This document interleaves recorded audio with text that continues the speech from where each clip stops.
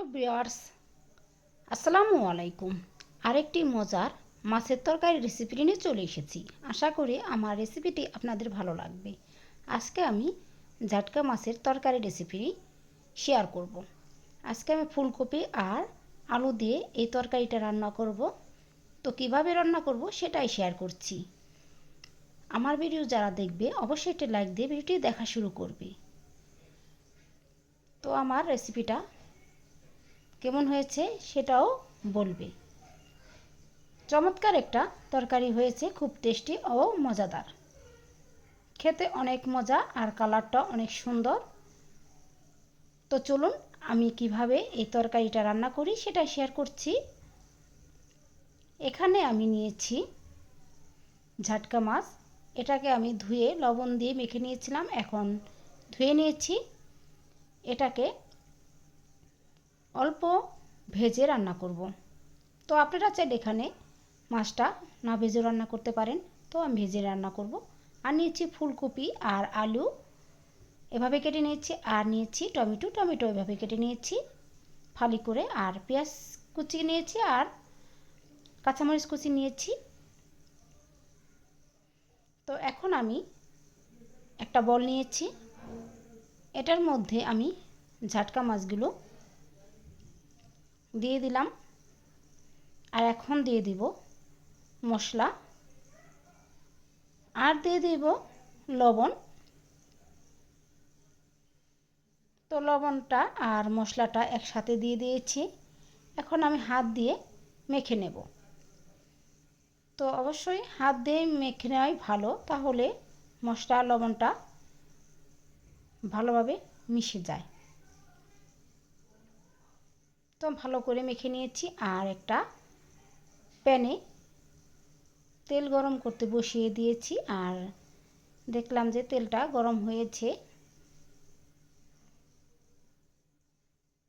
আর কিভাবে দেখব সেটাই শেয়ার করছি। দেখুন, এভাবে আমি হাত দিয়ে দেখলাম যে অনেক তাপ এসেছে, তো আমার তেলটা গরম হয়ে গেছে। এখন আমি মাছগুলা দিয়ে দিচ্ছি ভাজার জন্য। তো খুব সাবধানে মাছগুলা দিতে হবে, তাহলে তেল ছিটে হাতে যেতে পারে। তো আমি মাছগুলা দিয়ে দিলাম।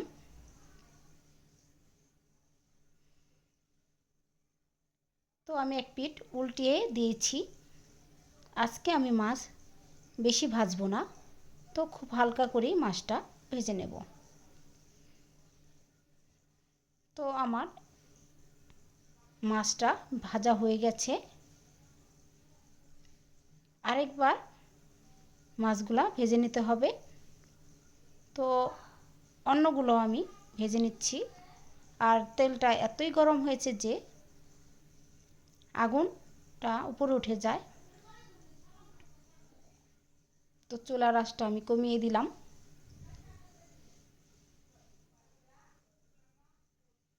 তো এই মাছগুলো আমি হালকা করে ভেজে নেব। তো ভাজা হয়ে গেছে, দেখতে পাচ্ছেন খুব সুন্দর করে ভেজে নিয়েছি। বেশি পরিমাণ ভাজার কোনো প্রয়োজন নেই, হালকা ভেজে নিলেই হয়। তো এরকম করে ভেজে নিয়েছি, দেখতে পাচ্ছেন। এখন আমি তুলে নিচ্ছি।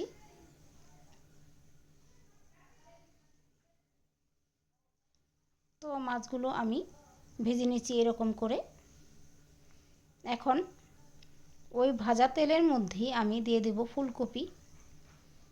ফুলকপিগুলো আমি এভাবে কেটে নিয়েছি বড় সাইজ করে। আপনারা চাইলে এখানে একটু ভাপিয়ে নিতে পারেন, তো আমি ভাপিয়ে নিলাম না, তেলের মধ্যে ভেজে নিচ্ছি। আর একটু লবণ আর মশলা দিয়ে দিলাম। এখন আমি নেড়ে চেড়ে ফুলকপিটা ভেজে নেব। তো ফুলকপিটাও বেশি লাল করে ভাজার প্রয়োজন নেই, অল্প একটু ভেজে নিলেই হবে। তো আমার ফুলকপিটা ভাজা হয়ে গেছে, এখন আমি তুলে নিচ্ছি। তো এখন আমি ওই তেলের মধ্যেই দিয়ে দেব আলুগুলো এখন আমি দিয়ে দিচ্ছি। আর যেহেতু এখানে মাছ ভেজেছি আর ফুলকপি ভেজেছি, মশলা দিয়েছিলাম। এখন আর মশলা দেওয়ার কোনো প্রয়োজন নেই, হালকা একটু লবণ দিয়ে দিলাম। এখন আমি আলুগুলো ফুলকপির মতো হালকা করে ভেজে নেব, তেমন লাল করে ভাজার প্রয়োজন নেই, দেখতেই পাচ্ছেন। তো আমার ভাজা হয়ে গেছে, এখন আমি আলুগুলোও ফুলকপির মধ্যে তুলে নিলাম। এভাবে যে কোনো মাছই খাওয়া যায়, সমস্যা নেই। তো আমি প্যানটা এখন ধুয়ে নিয়েছি, আবার আমি তেল দিয়ে দিচ্ছি। এখন আমি পেঁয়াজ কুচিগুলো দিয়ে দিচ্ছি।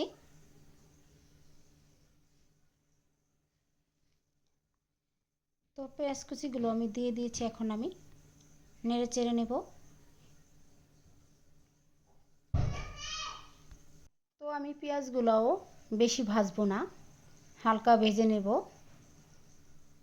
তো হালকা আমি পেঁয়াজগুলো ভেজে নিয়েছি, দেখতেই পাচ্ছেন। এখন দিয়ে দিব আদা রসুনের পেস্ট। তো আদা রসুনের পেস্টটা দিয়ে নেড়ে চেড়ে নেব,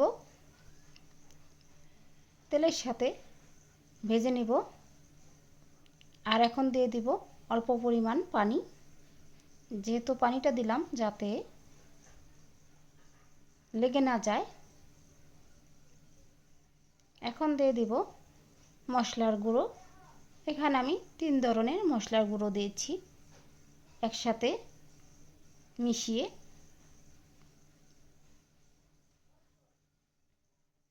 আর এখন ভালো করে নেড়ে চেড়ে নিচ্ছি। দিয়ে দিলাম লবণ। তো এখানে আমি 2 চামচের মতো লবণ দিয়েছি।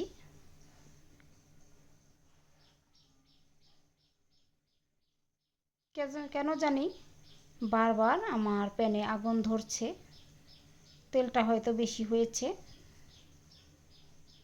এখন দিয়ে দিলাম ফালি করা কাঁচামরিচগুলো। ফালি করা কাঁচামরিচগুলো দিয়ে আমি একটু নেড়ে চেড়ে নিচ্ছি। আর মশলাটাও দিয়েছি পারফেক্টভাবে, খুব সুন্দর কালার আসছে, দেখতেই পাচ্ছেন। আর আজকের এই তরকারিতে আমি দিব অল্প পরিমাণ টমেটোগুলো আমি ছোট ছোট করে ফালি করে নিয়েছি। তো সেগুলো দিয়ে একটু নেড়ে চেড়ে নেব। নেড়ে চেড়ে নিয়েছি, দেখতে পাচ্ছেন। এখন আমি ঢাকা দিয়ে দেব।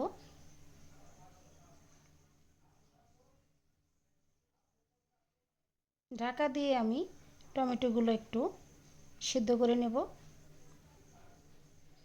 দেখতে পাচ্ছেন। টমেটোগুলো সিদ্ধ হয়ে গেছে আর অনেকটা পানিও উঠে গেছে।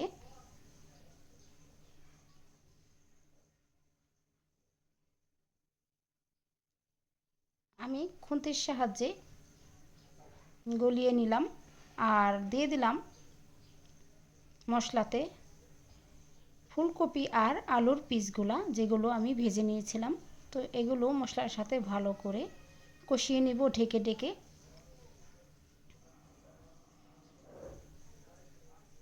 তো আমি একটু পর পর ঢাকনা উঠিয়ে নেড়ে চেড়ে নেব, তাহলে লেগে যাবে নিচে। তো নেড়ে নিলাম, দেখতে পাচ্ছেন, দূর থেকে দেখতে পাচ্ছেন যে কালারটা কি সুন্দর এসেছে। আবার ঢেকে নিয়েছিলাম, এখন আবার পানি দিয়ে দিব। যেহেতু একটা ফুলকপি আর আলুর তরকারি, তার জন্য ঝোলটা একটু বেশি দিতে হবে, তাহলে আলুতে ঝোলটা টেনে নেবে। আর একটু পানি দিয়ে দিলাম, এখন আমি ঢাকা দিয়ে দিব। তো বলকটা উঠে গেছে, দেখতেই পাচ্ছেন। আমি একটু নেড়ে চেড়ে দিচ্ছি।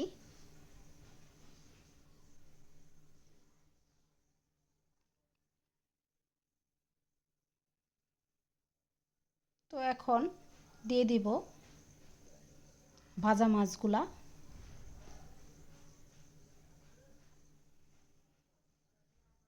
ভাজা মাছগুলো দিয়ে দিয়েছি সুন্দর করে ছড়িয়ে। এখন খুন্তির সাহায্যে ডুবিয়ে দিচ্ছি ঝুলেতে। তো আর একটু ঢাকা দিয়ে দেবো হালকা করে, তাহলে মাছটার মধ্যে ঝুলটা ঢুকে যাবে। এবার একটু নেড়ে চেড়ে নিলাম আর লবণটা এর মধ্যে চেক করে নিলাম।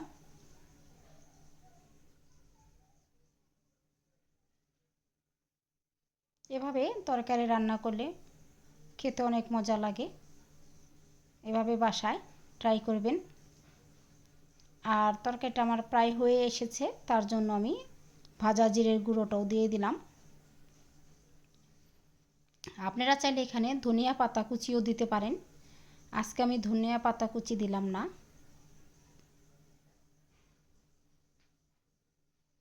এভাবে জাটকা মাছটা রান্না করে খেয়ে দেখবেন। আপনি গরম ভাতের সাথে খেয়ে দেখবেন 2 প্লেট ভাত অবশ্যই খেতে পারবেন। তো আমার তরকারি কালারটা কেমন হয়েছে কমেন্ট করবেন। আর যারা এখনও লাইক দেননি একটি লাইক দিয়ে দিবেন আর কমেন্ট করবেন আমার রেসিপিগুলো কেমন হয়। তো এরকম তরকারি হয়েছে, আমার কালারটাও সুন্দর এসেছে মাশাআল্লাহ। এখন পরিবেশন করে দেখিয়ে দিচ্ছি।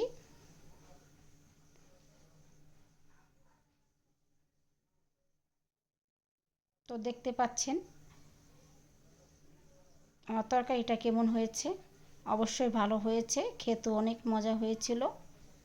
এখনই বাসায় মাছ না থাকলে কিনে এভাবে রান্না করে নিতে পারেন। সবাই সবার মতো রান্না করেন, আমি আমার মতো রান্না করলাম। যদি আমার রেসিপিগুলো ভালো লাগে তাহলে সাবস্ক্রাইব করে পাশে থাকতে পারেন, যাতে আমার ভিডিও আপনারা দেখতে পারেন। আজ এই পর্যন্ত। আরেকটি রেসিপি দেখার জন্য আমন্ত্রণ সবাইকে। ধন্যবাদ।